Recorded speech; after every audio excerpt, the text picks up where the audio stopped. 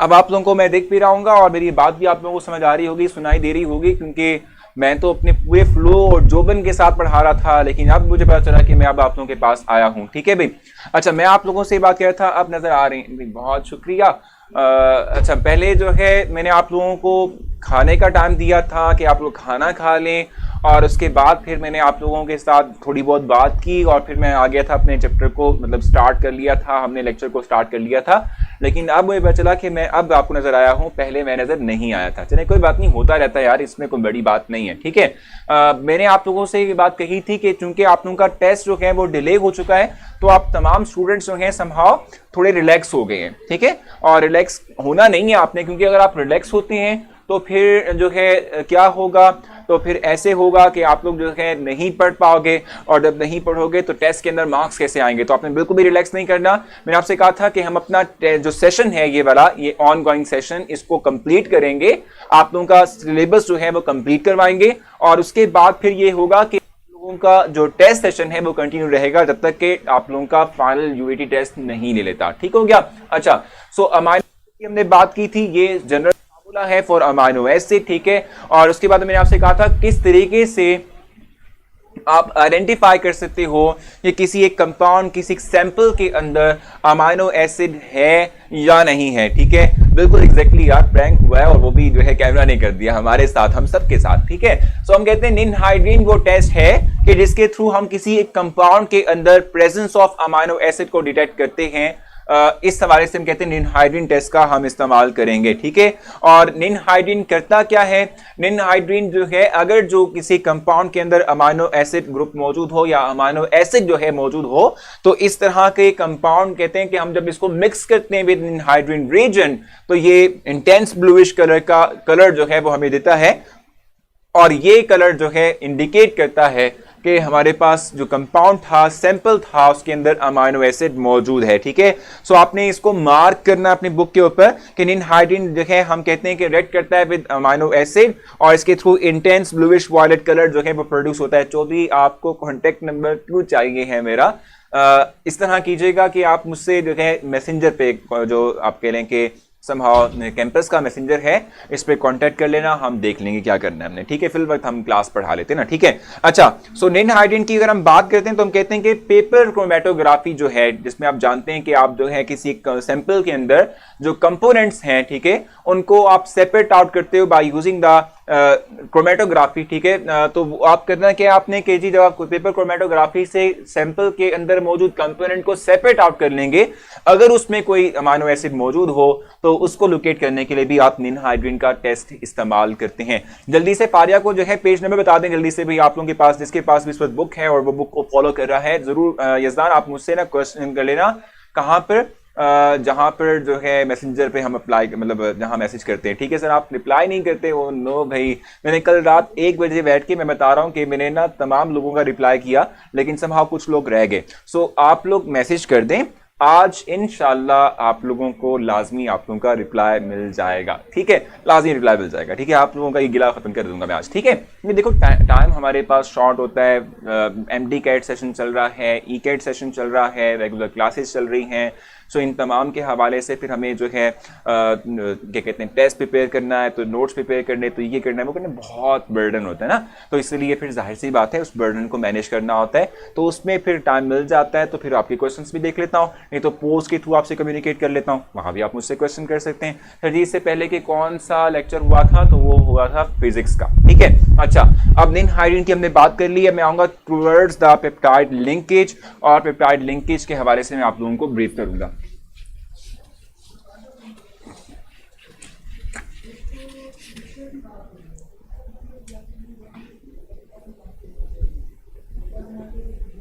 Peptide linkage की हम बात करते हैं। पेप्टाइड लिंकेज का मतलब क्या होता है, हम ये बात कहते हैं कि जो हमारे पास अमाइनो एसिड हैं, चूंकि इसी एक कंपाउंड के अंदर 2 फंक्शनल ग्रुप हैं, एक अमाइनो ग्रुप है और एक कार्बोक्सिलिक एसिड फंक्शनल ग्रुप है। ठीक है। तो हम कहते हैं कि ये जो 2 हमारे पास फंक्शनल ग्रुप एक ही कंपाउंड के अंदर हैं, ये आपस में एक दूसरे के साथ रिएक्ट करते हैं, और इसके थ्रू हमारे पास जो लिंकेज डेवलप होती है उसको अमाइनो जो है पेप्टाइड लिंकेज कहते हैं। मैं जल्दी से एक आप लोगों के लिए ना राइट कर देता हूं एक कंपाउंड।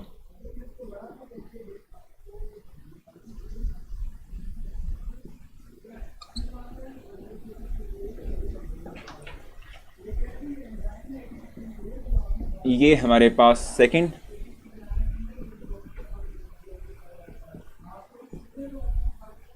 ठीक है भाई।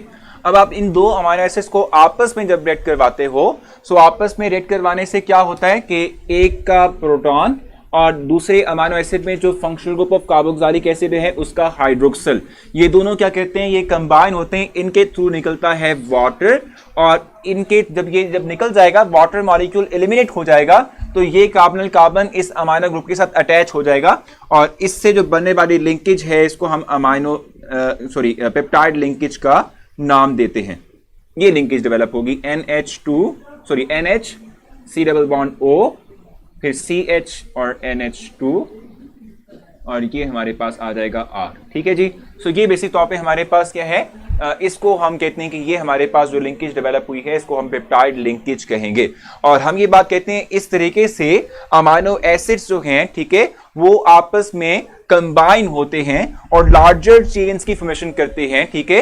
ये जो लार्जर चेन्स बनती है इनको हम प्रोटीन कहते हैं, और ये आपने पढ़ा था, आपने ये कल भी डिस्कस किया था कि amino acids are the building block of protein, ठीक है। लार्जर साइज ऑफ, हम कहते हैं कि क्या कहते हैं, चेन्स जो डेवलप होती हैं with the linkage of amino acids through this peptide linkage, ठीक है, इससे जो बनने वाले कंपाउंड होंगे इनको हम प्रोटीन कहेंगे, ठीक है। ये बात आपने ध्यान में रखनी है कि अगर जो अमीनो एसिड्स कंबाइन होते हैं और इनके लिंक आउट करने से जो कंपाउंड बनता है इसका मॉलिक्यूलर वेट लेस देन 10,000 है, तो ये हमारे पास पॉलीपेप्टाइड कंपाउंड होगा, और अगर मोर देन 10,000 हो जाए तो फिर हम कहते हैं कि हमारे पास ये प्रोटीन होगा। जस्ट आपने इस पॉइंट को अपने पास मार्क कर लेना है। चैप्टर 13 क्लोज हो चुका है, हम चैप्टर 15 जो है वो स्टार्ट करेंगे जी। क्या बात चल रही है यहाँ पर, देखो आप लोग आपस में डिस्कशन जितनी करेंगे तो फायदा नहीं हुआ पढ़ाने का। आप लोग अगर डिस्कशन ही करनी है तो फिर मैं चला जाता हूँ, आप लोग डिस्कशन आपस में कर लें, क्योंकि फायदा तो नहीं होने वाला। कल टेस्ट शो नहीं हो रहा था और कोई जवाब नहीं दे रहा था सर जी। अली, मैंने आप लोगों के लिए बताते खुद यार, एक मैंने आप लोगों के लिए पोस्ट की थी और मैंने उसमें तवक्का की थी कि कल का टेस्ट बहुत अच्छा होगा, क्योंकि खुद मैंने भी अटेम्प्ट किया था वो टेस्ट यार, मैंने खुद भी अटेम्प्ट किया था, ठीक है। लेकिन कुछ लोगों को, जैसे कि सुमाना को बहुत प्रॉब्लम आई, एग्जैक्टली मैंने देखा था, यजदान को प्रॉब्लम आई, और बहुत से स्टूडेंट्स थोड़े बहुत हैं जिनको प्रॉब्लम आई थी, हो भी गया था। तो देखो ये एक टेक्निकल इश्यूज आ जाते हैं कभी कभी, ठीक है, इसको इतना नहीं करते, ठीक है ना, रिलैक्स रहा करते हैं। और सर मैंने कैंपस पे कॉल की थी, उन्होंने, देखो बिल्कुल बुरी बात है यजदान, ऐसे नहीं किया करते। मैं आपको बताऊं कि जो भी यहाँ पर इस वक्त मौजूद है हमारी टीम मेंबर, मतलब हमारे टीम मेंबर्स हैं, ठीक है, जो भी हमारा हिस्सा है, ये तमाम रिस्पेक्टफुल हैं, बहुत अच्छे से बात करते हैं, बहुत अच्छे से डीलिंग करते हैं विद स्टूडेंट, क्योंकि आप तमाम स्टूडेंट्स हो और स्टूडेंट्स हमारे रिस्पेक्टफुल होते हैं, तमाम स्टूडेंट्स की हम रिस्पेक्ट करते हैं, और आपसे भी एक्सपेक्ट करते हैं कि देखो टीचर हो या नॉन टीचिंग स्टाफ हमारा हो, सबके सब कोऑपरेटिव हैं, सबकी आपने जो है वो रिस्पेक्ट करनी है। अब आप बार बार रात को, मुझे बताया उन्होंने कि आप रात को बार बार 11 बजे उनको कॉल करेंगे, तो वो क्या, मतलब जाहिर सी बात है वो कॉल नहीं पिक करे, इट मीन्स वो सो रहे होंगे, ठीक है। सो अगर आप उनको बार बार जगाएंगे तो वो जाहिर सी बात है कुछ ना कुछ तो कहेंगे। लेकिन मैं कहूँगा कि यजदान थोड़ा सा ना कूल एंड काम रहना चाहिए, इंसान को दूसरे को रिस्पेक्ट देनी चाहिए, खुद को भी रिस्पेक्ट मिलती है, ठीक है। सो यजदान आपने बिल्कुल भी परेशान नहीं होना, जहां प्रॉब्लम हो डायरेक्टली मुझे कह दिया करे भी, मैं आप लोगों के लिए पोस्ट इसलिए करता हूं कि ताकि आप लोग जो है मुझ तक अपनी बात पहुंचा सकें और मैं वो बात जो है ठीक कर सकूं, ठीक है भाई। सो कोई ऐसी बात नहीं है भाई, इस चीज़ को आपने अपने जहन से निकाल देना है। तमाम लोग यहाँ के बहुत कोऑपरेटिव, बहुत अच्छे हैं, ठीक है। ये तो भाई उकाशा आपने बड़ा कमाल का बना लिया जुमला है, बहुत ऐसे ना इस बात को लेके ज़्यादा है वो कहते हैं ना नहीं करना, ठीक है। मामले को ख़त्म करते हैं ताकि हम जो है कुछ पढ़ सकें, कुछ बात कर सकें। सर बात सुने, टेस्ट 1 सेकंड के लेट हो जाए तो सब नोट नहीं होता, ऐसा क्यों? समझ नहीं आई गुरुतलैन, आपने क्या क्वेश्चन पूछा, मुझे कतन नहीं समझ आई आपने क्या कहा है, ठीक है। अच्छा भाई, sir also attempt my test but not upload Sidra, ये भी मसला है। सो आप मुझे मैसेज कर देना, मैं आप लोगों की बात पहुंचा दूंगा, ठीक है भाई। अब ये जान, इस तरह की बात नहीं होनी चाहिए, आप बहुत अच्छे स्टूडेंट हैं और इस तरह की बात अच्छे स्टूडेंट से बिल्कुल भी हम तवक्का नहीं करते और ऐसी बातें बिल्कुल भी अच्छे स्टूडेंट नहीं करते, ठीक है। बहुत अच्छे स्टूडेंट हैं आप। अच्छा चलें भाई, अच्छा भाई, जस्टिस मिल गया ना यार, देखो इतनी अच्छी अच्छी बातें कि अभी भी मसला है, आप लोगों को नहीं होना चाहिए ना, ठीक है।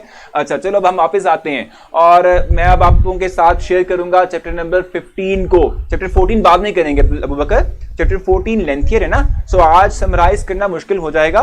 हम पहले चैप्टर 15 पढ़ लेते हैं और फिर उसके बाद जो है हम क्या करेंगे, चैप्टर नंबर 14 की तरफ को मूव करेंगे।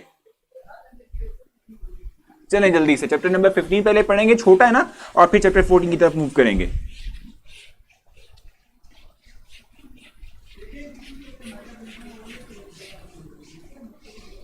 अच्छा जी, अच्छा चैप्टर नंबर 15 आप लोग ओपन करेंगे और उसके बाद फिर चैप्टर 15 की हम बात करने लगे हैं इस वक्त स्टार्ट। बेसिक तौर पे चैप्टर 15 है क्या, चैप्टर 15 जो है कॉमन इंडस्ट्रीज इन पाकिस्तान है, ठीक है। कॉमन इंडस्ट्रीज के हवाले से हम बात करेंगे, और कॉमन सबसे कॉमन इंडस्ट्री जो हमारे पास है वो है फर्टिलाइजर इंडस्ट्री, क्योंकि आप जानते हैं कि पाकिस्तान का जो मतलब पाकिस्तान एक ज़री मुल्क है, ठीक है, और यहाँ के लोगों का ज़्यादातर जो कहते हैं ना कि मेथड, यानी आप कह रहे हैं ज़रिया जिसके थ्रू वो कमाते हैं, वो ज़राअत है, ठीक है।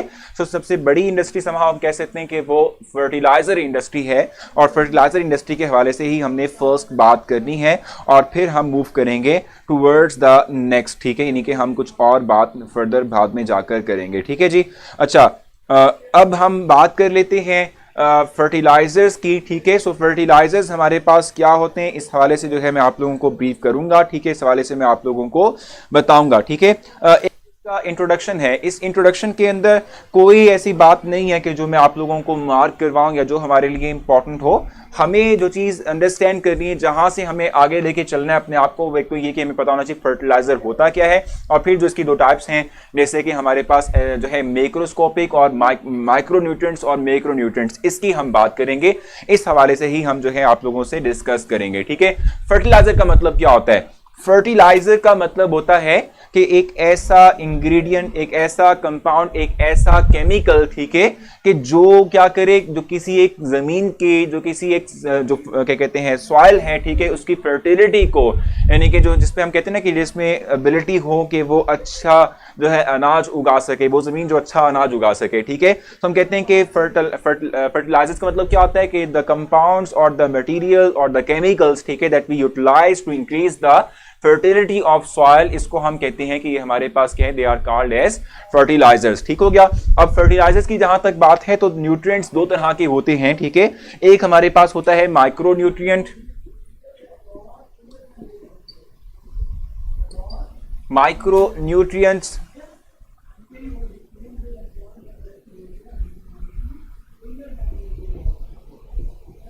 ठीक है, और एक हमारे पास होता है मैक्रो न्यूट्रिएंट,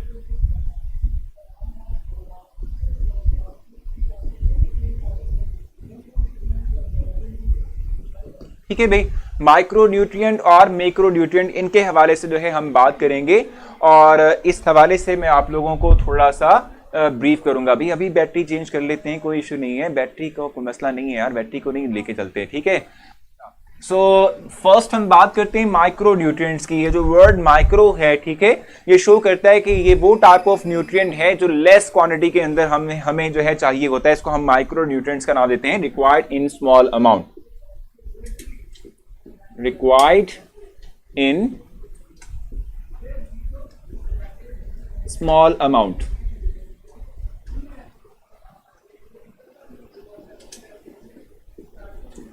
ठीक है। और मैक्रो न्यूट्रिएंट का मतलब क्या होगा कि जो लार्ज अमाउंट के अंदर, लार्ज क्वांटिटी के अंदर हम कहते हैं रिक्वायर हो, उसे हम मैक्रो न्यूट्रिएंट्स कहते हैं। अली कह रहे हैं सर जी एमसीक्यूज डिस्कस कर दीजिएगा, बिल्कुल बिल्कुल, हम आज टेस्ट अर्ली ले लेंगे और उसके बाद उसको हम during the lecture he discuss कर लेंगे, ठीक है। हम यहां पर कहते हैं कि which is required in large amount, इसको हम कहते हैं कि हमारे पास ये मैक्रो न्यूट्रिएंट होता है। और माइक्रो और मैक्रो न्यूट्रिएंट्स जो हैं, ठीक है, इस हवाले से हम कहते हैं कि हमारे पास एक फिक्स रेशो भी है कि जिसके तहत हम इस्तेमाल करते हैं। जो हमारे पास माइक्रो न्यूट्रिएंट्स है, ठीक है, इस हवाले से हम कहते हैं कि ये 6 to 200 ग्राम पर एकड़ रिक्वायर है, ये 6 to 200 ग्राम पर एकड़ जो है वो रिक्वायर है। और जहां तक इसकी बात है तो हम कहते हैं ये 6 to 200 किलोग्राम पर एकड़ जो है वो रिक्वायर है। ठीक है जी। सो ये हमारे पास बेसिक तौर पे माइक्रो और मैक्रो न्यूट्रिएंट्स में फर्क है। अब माइक्रो न्यूट्रिएंट्स कौन से होते हैं और मैक्रो न्यूट्रिएंट्स जो है बेसिक तौर पे कौन से होते हैं ये हमें पता होना चाहिए। जैसे कि हमारे पास मैक्रो न्यूट्रिएंट है, इसमें हमारे पास होता है नाइट्रोजन, फास्फोरस, पोटाशियम। ठीक है, एनपीके जिसको हम कहते हैं ये हमारे पास होता है। इसके अलावा हमें कैल्शियम ज़्यादा मिकदार में रिक्वायर होता है। ठीक है, मैग्नीशियम हमें ज़्यादा मिकदार में रिक्वायर होता है और इसके अलावा हमें हाइड्रोजन, कार्बन और ऑक्सीजन ज़्यादा मिकदार में रिक्वायर होता है। जबकि माइक्रो न्यूट्रिएंट्स जो हैं अगर हम इसकी बात करते हैं तो इसमें हमें बोरॉन कम मिकदार में रिक्वायर होता है। ठीक है, कॉपर, आयरन, ठीक है, इस तरीके से जिंक है और मोलिब्डेनम है और क्लोरीन है। ठीक है, ये वो न्यूट्रिएंट्स हैं जो हमें लेस क्वांटिटी के अंदर रिक्वायर्ड हैं। ठीक है, हम कहते हैं कि ये हमारे पास क्या होंगे, माइक्रो न्यूट्रिएंट्स होंगे। बल्कि मेरे ख्याल से मैंने इसको उलट दिया है, बिल्कुल एग्जैक्टली मैंने इसको उलट दिया है। ठीक है, ये बेसिक तौर पे हमारे पास माइक्रो था और ये मैक्रो था, मैंने इसको उलट दिया क्योंकि टर्म मैंने ऊपर लिखी ली यहाँ पर। ठीक है, सो बोरॉन, कॉपर, जिंक, ठीक है, इसके अलावा मैंने आपसे कहा था कि मैग्नीज, ठीक है, और इसके अलावा आयरन, ठीक हो गया, और इसके अलावा हमने कहा था मोलिब्डेनम और क्लोरीन, ये यहां पर आएंगे। इधर जो है हम कहते हैं कि हमारे पास क्या होगा, nitrogen, phosphorus, potassium, calcium, hydrogen, carbon और ऑक्सीजन। ठीक है, ये हमारे पास आएंगे उस तरफ को जो कि मैक्रो न्यूट्रिएंट्स हैं। ठीक है, 5 to 2000 किलोग्राम। देखो 6 to जो है हमारे पास 2000 किलोग्राम होता है अगर आप बुक जो है देखेंगे। वैसे ये एग्जैक्टली जो है 5 to 6 जो है 200 भी हो सकता है या 6 to 200 भी हो सकता है। हमें जस्ट बेसिक जो है नॉलेज पता होना चाहिए कि कितनी हमारे पास रेंज हो सकती है इसकी। ठीक है जी, सो 5 to 200 आप लोग कर लें, लेकिन बुक जो है वो यही बताती है कि भी 6 to 200 है। ठीक है, सो हम चलिए इसको देख लेते हैं। अच्छा सर, ब्रेक टाइम कम कर दें प्लीज़ ताकि हम जल्दी फ्री हो जाएं। बिल्कुल हम ऐसे ही करेंगे कि कल से आप लोगों का जो लेक्चर है वो हम समहाउ कंसेक्टिव ही रखेंगे। लेक्चर टाइम शॉर्ट कर देंगे लेकिन कंसेक्टिव लेक्चर्स रखेंगे ताकि आप लोगों को थोड़ी बहुत ब्रेक भी मिल जाए और आप लोग रिलैक्स भी कर सकें और आप लोग फिर सेल्फ स्टडी भी कर सकें। ठीक है, तो आप बेफिक्र रहें, इस सवाल से कोई मसला नहीं है। सर ये एकड़ भी गलत दिखा, भी कहाँ पर आ गया ये एकड़ का लफ्ज़ और कहाँ से हम इसको इस्तेमाल कर रहे हैं, कहाँ गया ये, ओहो हो, सो ये अच्छा तो भाई ठीक तो लिखा है इसको, इसमें क्या मसला है, इसमें ये क्या मसला है, इसमें क्या प्रॉब्लम आ गई है। और एकड़ में आपने करना क्या है भाई, आप लोग तो जल्दी जल्दी इसको बस ग्रैब करें, इसको आप जो है मार्क करें और फिर हम आगे चलें। ठीक है, मैं बता रहा हूँ कि ओल्ड और न्यू बुक्स में डिफरेंस है। 6 to 200 जो है वो न्यू बुक्स के अंदर है, ओल्ड में हमारे पास क्या होगा, हम कहते हैं भाई 500 टू जो है वो 5 to 2000 आ जाएगा, 200 आ जाएगा। ठीक है जी, ये डिफरेंस चलता रहेगा। ठीक है, आगे चलते हैं और कुछ नई चीजें हम जो है एलेबोरेट करते हैं। मैं आप लोगों को चीजें मार्क करवा देता हूं और उसके बाद हम आगे चलेंगे।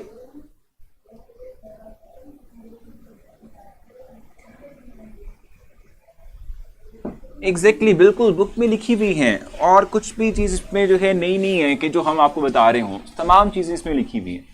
लेकिन ये है कि जो पॉइंट मैं लिखवाता हूँ आप लोगों को, जो मेरी क्या कहते हैं स्लाइड्स में होता है, ठीक है, वो बेसिक तौर पे इंपॉर्टेंट होता है। और आज जो है मैंने कहा कि चले आप लोगों को व्हाइट बोर्ड पे ही तमाम पॉइंट्स लिखवा दूंगा, स्लाइड्स पे बनाने की जरूरत नहीं है क्योंकि हम इतनी जल्दी अब पढ़ेंगे नहीं क्योंकि हमारे पास अब टाइम जो है वो बढ़ चुका है। ठीक है, अच्छा अब जो है हमारे पास इसके अंदर जो टॉपिक है वो रिक्वायरमेंट ऑफ गुड फर्टिलाइजर है, उसमें आप देख लीजिएगा, उसमें कोई पॉइंट इतना जो है हमारे लिए इतना इंपॉर्टेंट नहीं है। ठीक है, अब जो चीज मैं आप लोगों को करवाने लगा वो नाइट्रोजन फर्टिलाइजर, फास्फोरस और पोटाशियम फर्टिलाइजर के दरमियान कंपैरिजन है। ठीक है, मैं ही आप लोगों को समझा दूंगा।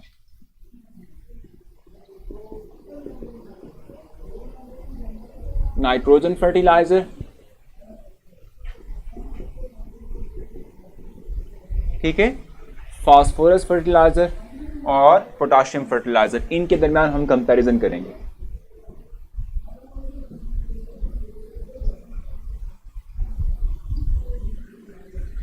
और पोटाशियम, अगर हम थोड़ा सा इसको जरा स्क्वीज कर लें,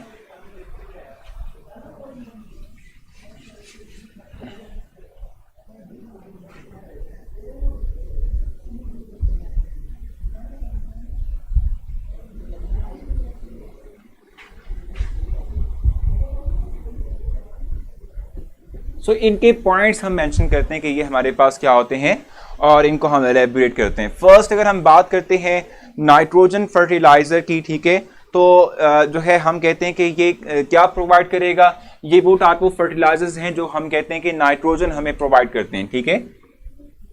फर्स्ट पॉइंट हमारे पास क्या होगा, इट प्रोवाइड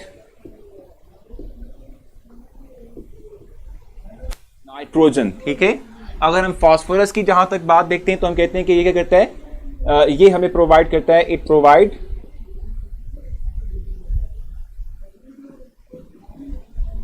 फास्फोरस, ठीक है। और फास्फोरस के बाद अगर हम पोटाशियम की बात करते हैं तो हम कहते हैं कि क्या करता है हमें, इट प्रोवाइड पोटाशियम, ठीक है। हम कहते हैं कि ये बेसिक तौर पे सोर्स हैं इन तमाम के तमाम जो है इंग्रेडिएंट्स के जो हमें रिक्वायर होती हैं, ठीक है, जो कि हम कहते हैं कि हमें सॉइल को रिक्वायर है फर्टिलिटी को इनहांस करने के लिए, ठीक है। उसके बाद नेक्स्ट हमारे पास है nitrogen is required during the early stage of plant for the growth and development of leaves, ठीक है। ये कहां रिक्वायर होता है, early stage, early growth of plant, ये कहता क्या है, ये स्टेम और लीव्स प्रिपेयर करने के इस्तेमाल होता है, स्टेम एंड लीव्स जो हैं, ठीक है, इनकी फॉर्मेशन इनके लिए जो है रिक्वायर होता है, इनकी ग्रोथ के लिए बेसिक तौर पे क्या होता है, रिक्वायर होता है। आप लोग आपस में जो है इस तरह से डिस्कशन करेंगे तो मेरे इस लेक्चर डिलीवर करने का कोई फायदा नहीं होगा। आप लोगों ने अगर इस तरह से डिस्कशन करनी है फिर तो हम स्टॉप कर देते हैं। आप लोगों ने अगर इस तरह से ही आपस में गप्पे लगाने हैं तो फिर तो आप लोग मैसेंजर पे जाके भी लगा सकते हैं ना भाई।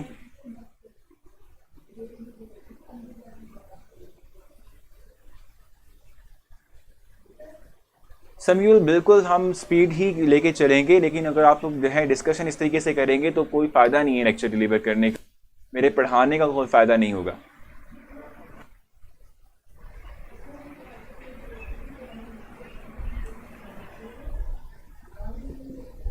increase the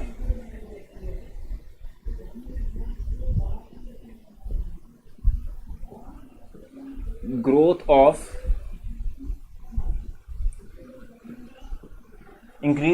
of seed, ठीक है, fruit and seed,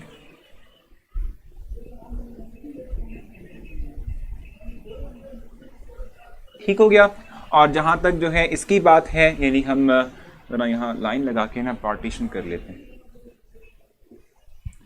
सो हम इसके बारे से कहते हैं कि ये करता है, ये क्यों होता है, ठीक है, क्यों हमें इसके मतलब क्यों चाहिए होता है, starch, sugar and fibrous material formation, ये है इसके लिए रिक्वायर होता है, ये starch, sugar and fibrous material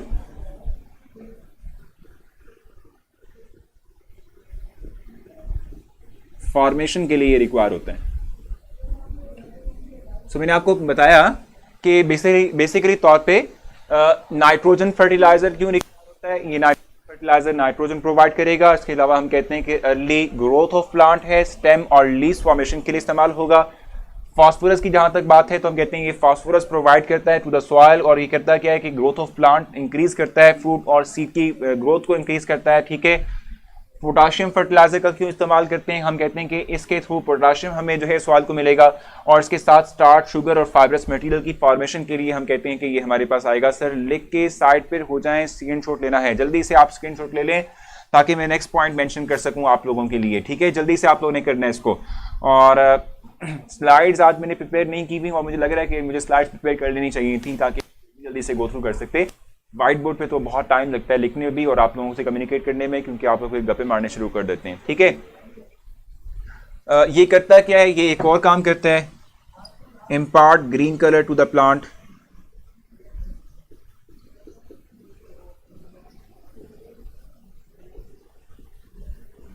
colour to the plant, ठीक है। जहां तक फास्फोरस की बात है, ये इंक्रीज करता है रेजिस्टिविटी को अगेंस्ट डिजीज,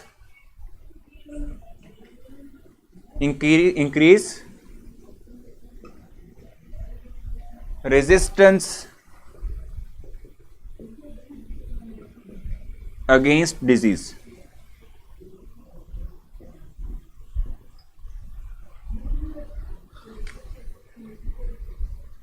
ठीक हो गया।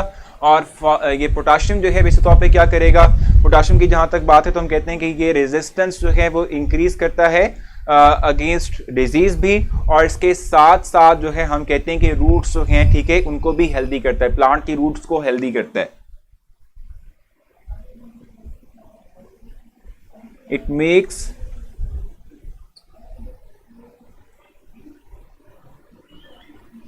हेल्दी रूट्स फॉर प्लांट्स, ठीक है, यानी प्लांट्स की जो रूट्स हैं, ठीक है, उनको क्या करता है, हेल्दी कर देता है। सर आज थ्योरी थी, स्लाइड्स इजीली हो जाता। एग्जैक्टली मुझे स्लाइड्स बनानी चाहिए थी, लेकिन कोई बात नहीं, इस तरह करेंगे कि कल फिर हम स्लाइड से ही करेंगे। मैंने आज का लेक्चर स्टूडेंट्स तो इस तरह से पढ़ा दूंगा। ये पॉइंट्स आप लोग जल्दी से अपने पास नोट डाउन कर लें, या जहां आपने मार्क करना है वो मार्क कर लें। उसके बाद हम आगे चलते हैं। मैंने आप लोगों को कंपैरिजन करवाया है कि नाइट्रोजन फर्टिलाइजर, फास्फोरस और पोटाशियम फर्टिलाइजर क्यों रिक्वायर होता है और ये हमें क्या प्रोवाइड करता है। नहीं, सॉइल को for the increase in fertility क्या चीज जो है ये प्रोवाइड करेगा, क्या चीज इसके थ्रू हमें हासिल होती है, ठीक है, क्या एडवांटेज ये देता है इस चीज को, सॉइल को।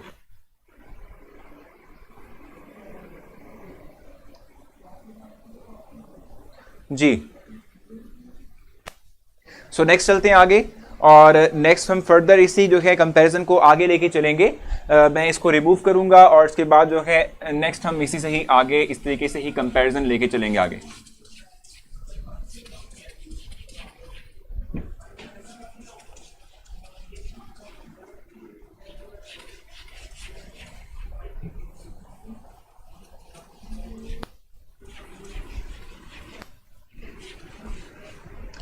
अच्छा,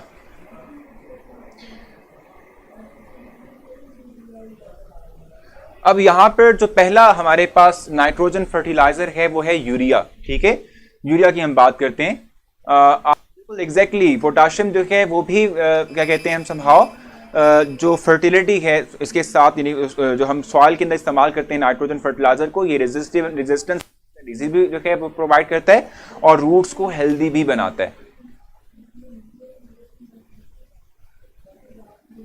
ठीक है, अच्छा, अब नेक्स्ट हम बात करते हैं। देखो, नाइट्रोजन के लिए हम कहते हैं कि नाइट्रोजन के लिए जो फर्स्ट हम जो है फर्टिलाइजर इस्तेमाल करते हैं वो है अमोनिया, ठीक है, अमोनिया की हम बात करेंगे। और जितने भी हमारे पास नाइट्रोजन फर्टिलाइजर्स हैं इसमें हम कहते हैं कि अमोनिया जो है ये वो वाहिद फर्टिलाइजर है जो लिक्विड फॉर्म के अंदर हम कहते हैं कि हम इस्तेमाल करते हैं। बाकी जितने भी फर्टिलाइजर्स हैं वो क्या करेंगे, वो सॉलिड फॉर्म के अंदर ही होंगे और सॉलिड फॉर्म के अंदर हम इनका इस्तेमाल करेंगे। ठीक है जी, urea is the only liquid fertilizer which contain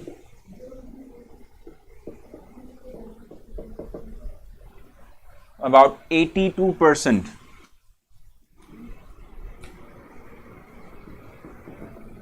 nitrogen. ठीक है भाई, ये नाइट्रोजन इनरिच होता है, इसमें परसेंटेज ऑफ नाइट्रोजन काफी ज्यादा होती है। ठीक है, इस तरीके से फास्फोरस की जहां तक बात है तो यहां पर हम जो इस्तेमाल करते हैं वो डाई अमोनियम फॉस्फेट और कैल्शियम सुपर फॉस्फेट का इस्तेमाल करते हैं, दोनों सॉलिड फॉर्म के अंदर होते हैं। ठीक है, डाई अमोनियम फॉस्फेट और इसके अलावा जो दूसरा इस्तेमाल करते हैं वो है कैल्शियम सुपर फॉस्फेट।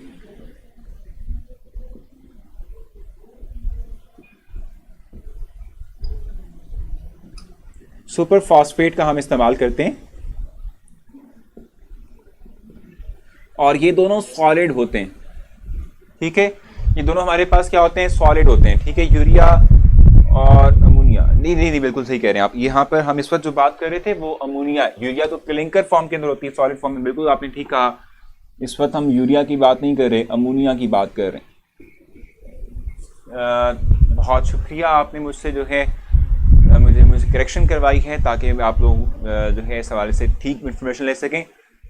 जो चैप्टर पढ़ाए गए थे उसका टेस्ट नेक्स्ट डे लिया करें। चलें ये भी ठीक है भाई मोहम्मद, एक अच्छी सजेशन है हमारे पास, ठीक है।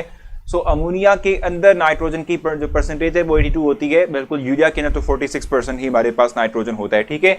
और जहां तक बात हमारे पास जो है इस पोटाशियम की है, तो हम कहते हैं कि पोटाशियम हमारे पास क्या होगा कि NO3 जो है कॉमनली हम इसके लिए इस्तेमाल करते हैं, कॉमनली यूज्ड,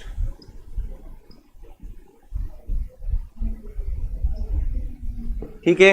नॉर्मली तौर पे हमारे पास क्या है भी, हम नाइट्रेट का इस्तेमाल करते हैं एज अ पोटाशियम सोर्स के तौर पे, ठीक है जी। Addition of urea to the soil is endothermic या एक्सोथर्मिक? वो एक्सोथर्मिक होती है बकार, अभी हमने डिस्कस किया इसको, ठीक हो गया। अच्छा, उसके बाद नेक्स्ट अगर हम देखें तो हम जो है नेक्स्ट पॉइंट जो देखेंगे वो हमारे पास क्या होगा कि एक्सेप्ट कैल्शियम नाइट्रेट और sodium nitrate and potassium nitrate all the nitrogen fertilizer increase the acidity of soil, ठीक है। हम यहां मेंशन कर लेते हैं एक्सेप्ट कैल्शियम नाइट्रेट और इसके अलावा हम कहते हैं potassium nitrate, sodium nitrate and potassium nitrate all nitrogen fertiliser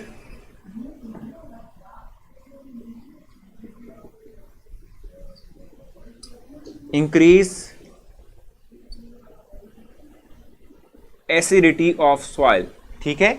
वो एसिडिटी को इंक्रीज करते हैं, ठीक है जी। हम कहते हैं कि सिवाय यानी पोटाशियम नाइट्रेट, कैल्शियम नाइट्रेट और जो है सोडियम नाइट्रेट है, इसके अलावा बाकी सारे के सारे हम कहते हैं कि वो क्या करते हैं, जो सॉइल है, ठीक है, इसकी एसिडिटी को रेज कर देंगे, इसकी एसिडिटी को बढ़ा देंगे,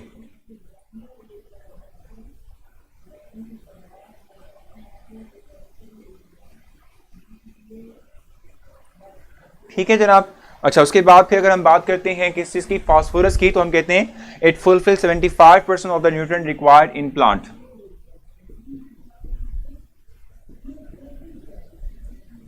ये क्या करता है भी, ये जो 75% जो रिक्वायरमेंट है किस चीज की, प्लांट के जो है न्यूट्रिएंट के हवाले से, वो इसको पूरा करता है।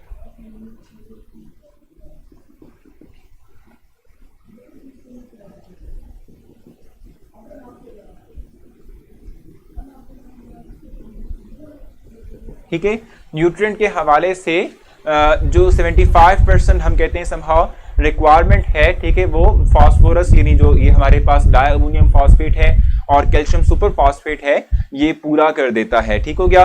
और उसके बाद नेक्स्ट हमारे पास इसमें हम देखें तो हम कहते हैं it helps the ripening of seed and fruit.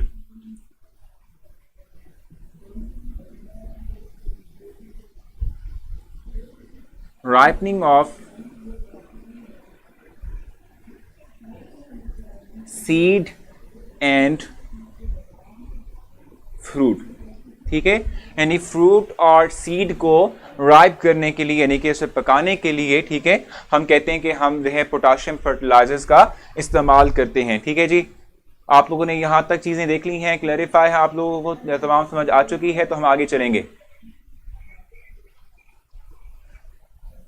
Clear है आप लोगों को यहां तक? तो फिर हम नेक्स्ट मूव करेंगे आगे। नेक्स्ट पॉइंट में आप लोगों को लिखवाऊंगा related to all these fertilisers.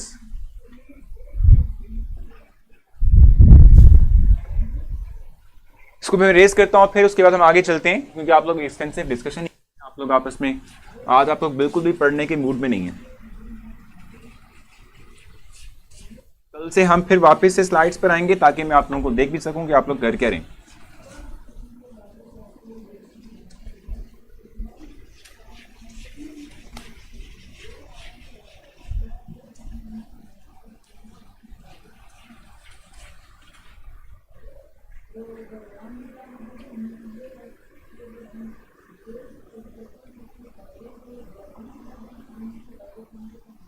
ठीक है, अच्छा नेक्स्ट हमारे पास जैसे अभी यूरिया की हम बात कर रहे थे, तो यूरिया के अंदर जो है 46% नाइट्रोजन होता है। Urea contain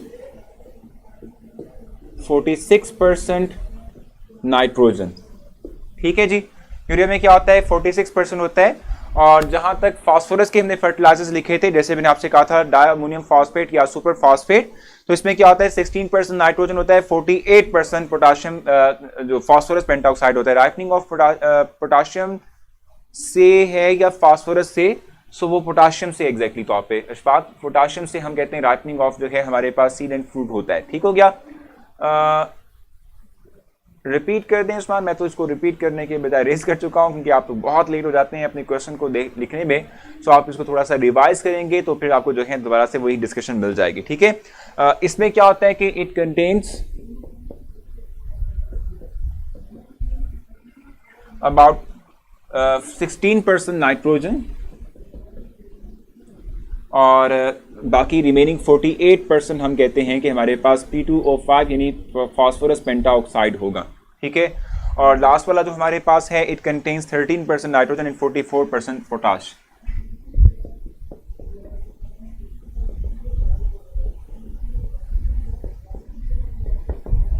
nitrogen and 44% potash. ठीक हो गया। सो ये 13% नाइट्रोजन और 44% पोटाश जो है ये रखेगा अपने पास। ठीक है।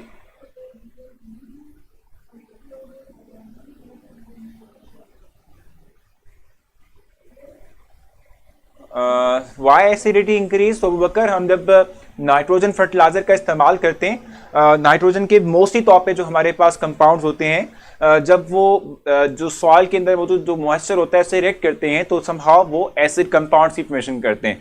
इसीलिए हम कहते हैं कि नाइट्रोजन के फर्टिलाइजर्स जो हैं वो एसिडिटी को जो है इनहांस करते हैं, एसिडिटी को इंक्रीज करते हैं। ठीक है जी।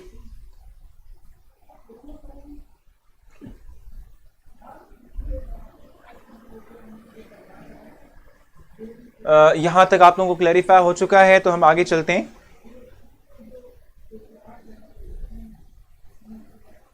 जी क्लैरिफाई आप लोगों को यहां तक कोई कंफ्यूजन नहीं है।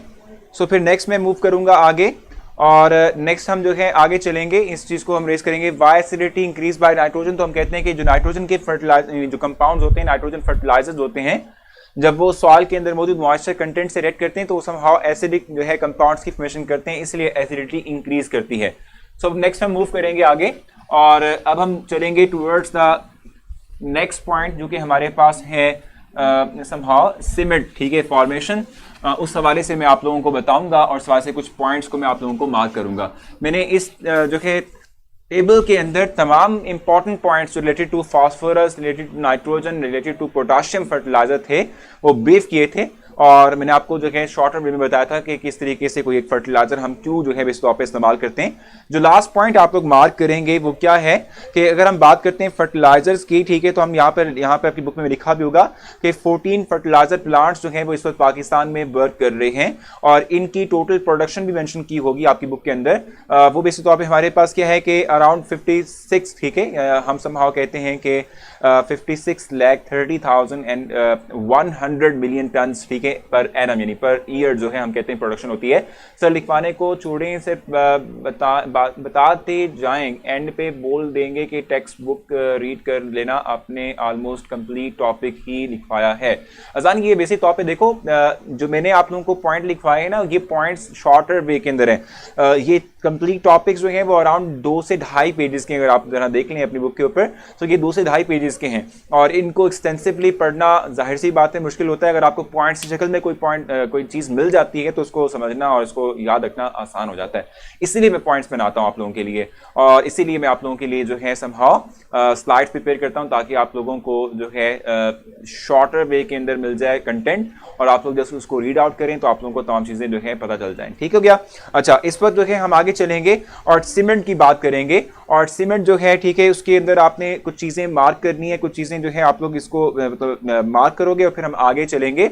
जहां तक सीमेंट की बात है तो हम कहते हैं कि सीमेंट जो है ये 2 तरह के मटेरियल्स का मिक्सचर होता है और वो कौन कौन से होता है, एग्रीडिशियस और कैल्केरियस मटेरियल का होता है। और अगर हम बात करते हैं कैल्केरियस और एग्रीडिशियस मटेरियल की, उसमें हम कहते हैं कैल्केरियस जो है, ठीक है, ये वो टाइप ऑफ मटेरियल है, ठीक है, जिसका हम कहते हैं कि 75% होता है सीमेंट के अंदर और एग्रीडिशियस मटेरियल जो है ये 25% होता है इनसाइड द सीमेंट। ठीक है, यानी सीमेंट के अंदर जो इनकी परसेंटेज है कैल्केरियस और एग्रीडिशियस की, ठीक है, वो कितनी है, कैलकेरियस जो है वो 75% होता है और एग्रेलिशियस जो है वो 25% हम कहते हैं कि हमारे पास जो है होगा इनसाइड द सीमेंट, ठीक है। और मेसन जोसेफ हैं जिन्होंने क्या किया था, इंट्रोड्यूस करवाया था सीमेंट को कि आप मार्क करेंगे। जल्दी से आप लोग देख लेंगे, आप लोग कर क्या रहे हैं?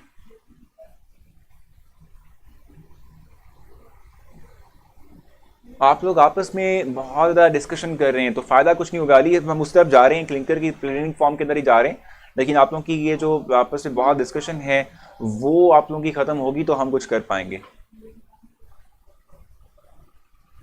फिर मैं ऐसे करता हूँ कि आप लोगों का टेस्ट लॉन्च करता हूँ और उसके बाद फिर हम वापस आएंगे। पहले आप लोगों का टेस्ट कर लेते हैं स्टार्ट, क्योंकि आप लोग बहुत ज़्यादा एक्सटेंसिव डिस्कशन कर रहे हैं, तो आप लोगों का पहले जो है टेस्ट कर लेते हैं और उसके बाद फिर मैं आप लोगों के जो है दोबारा से टॉपिक्स पे आऊँगा, इनको कुछ मार्क करवाना है वो करवाऊँगा। सो पहले आप लोग टेस्ट कर लें। इस वक्त आपकी स्क्रीन पर टेस्ट विजिबल है, आप लोग टेस्ट करेंगे और उसके बाद फिर हम अपने जो है लेक्चर को आगे बढ़ाएंगे और मैं आप लोगों के लिए जो है नेक्स्ट कुछ बातें लेकर आऊँगा। कल से फिर दोबारा से हम जो है वापस से स्लाइड्स पर आएंगे, क्योंकि स्लाइड्स के थ्रू आप लोग कम से कम खामोश रहते हैं और आपको पॉइंट्स मिलते रहते हैं। आप लोग जो है इस तरीके से बहुत एक्सटेंसिव करते हैं, सर लिखवाना ठीक था, तो केमिस्ट्री की प्रैक्टिस बुक बता दें कोई। तो देखो भाई, प्रैक्टिस बुक में आपको एमसीक्यूज चाहिए होते हैं और वो मैं एमसीक्यूज आपको प्रोवाइड करता रहता हूँ चैप्टर वाइज, ठीक है। सो आप लोगों को मेरे ख्याल से बुक की रिक्वायरमेंट नहीं है, आप जस्ट अपनी टेक्स्ट बुक को पढ़ें अच्छे तरीके से। सो आप लोग टेस्ट करेंगे, जो लोग इस वक्त यहाँ पर हैं अगर उनको टेस्ट डिस्प्ले नहीं हुआ तो अपना पेज रिफ्रेश करेंगे और पेज रिफ्रेश करने के बाद जो है उनके जो कहते हैं स्क्रीन है उस पर वीडियो के एग्जैक्टली नीचे जो है हम कहते हैं कि हमारे पास स्टार्ट टेस्ट का ऑप्शन होगा, उसे क्लिक करेंगे तो आपका टेस्ट स्टार्ट हो जाएगा।